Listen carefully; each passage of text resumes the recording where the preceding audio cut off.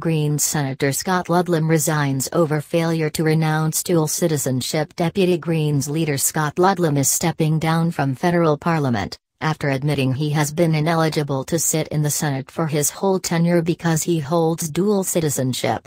Key points: Scott Ludlam held dual citizenship, which made him ineligible to sit as a senator. He has resigned and says he will not fight to stay on in Parliament. Mr. Ludlam takes responsibility for the ridiculous oversight. Mr. Ludlam admitted his election was invalid because he did not renounce his New Zealand citizenship, which the WA senator said he only discovered he had a week ago.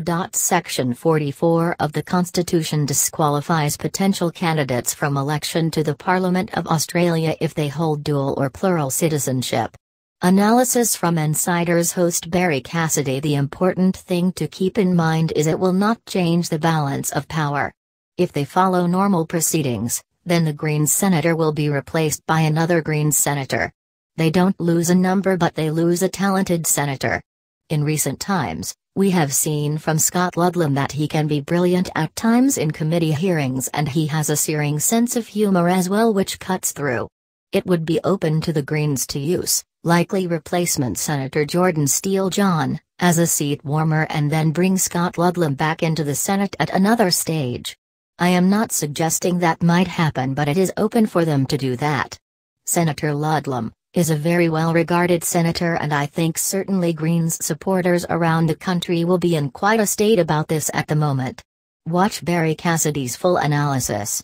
Prior to his announcement, Mr. Ludlam had become one of the Greens' most prominent senators after first being elected at the 2007 federal election. His admission about his New Zealand citizenship opened the possibility that the Commonwealth could pursue him to pay back years in salary and allowances, but Mr. Ludlam said he was confident that would not eventuate. Mr. Ludlam's Senate position is expected to be filled by a recount of ballot papers from the 2016 election. That would likely lead to the election of 22-year-old Jordan Steele John, who was third on the Greens Senate ticket. Mr. Ludlam's resignation comes after a period of turmoil for the Greens, in which New South Wales Senator Lee Rhiannon was excluded from the party room over a dispute about the government's school funding legislation. Ludlam admits responsibility, unreservedly apologizes. Mr. Ludlam has apologized unreservedly for what he said was his mistake and a ridiculous oversight. This is my error, something I should have checked when I first nominated for pre-selection in 2006, he said. It never occurred to me as someone who left the country, New Zealand, as a 3-year-old, as someone who has never really considered it home. This town is home. I have been here since 1978. It never crossed my mind that citizenship might be something that sticks to you in that way. Who is Scott Ludlam? Scott Ludlam built a reputation as an outspoken fighter for online privacy rights, national security and environmental causes. Mr. Ludlam said he had decided against fighting to stay on. I could have dug my heels in. But it creates a messy and protracted dispute. That section of the Constitution is crystal clear and it has been tested before by others, he said. It is not something that I particularly want to put myself, my staff or my party through.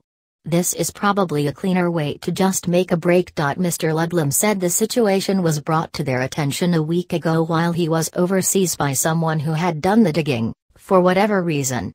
Photo: Scott Ludlam told reporters he was not going to dig his heels in.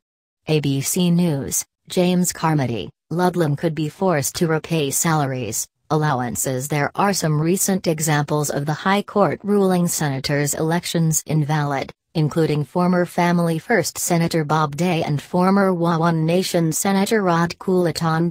In both cases, their elections were declared invalid under the Constitution and the court ordered the replacements be filled by a recount of ballots. The subsequent countbacks resulted in the next person on their party's Senate tickets being elected, which is most likely what the Greens will be hoping happens in this latest situation involving Mr. Ludlam.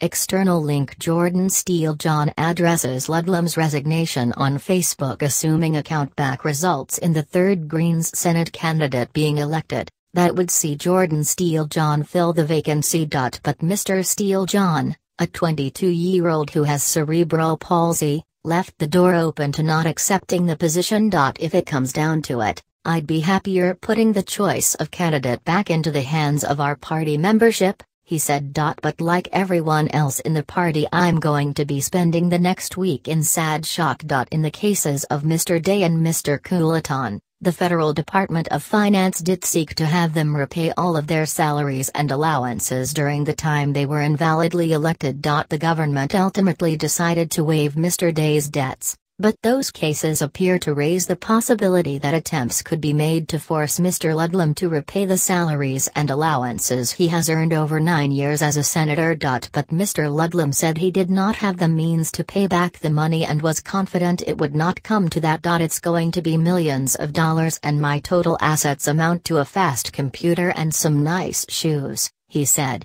External link: politicians pay tribute to Ludlam. Storify.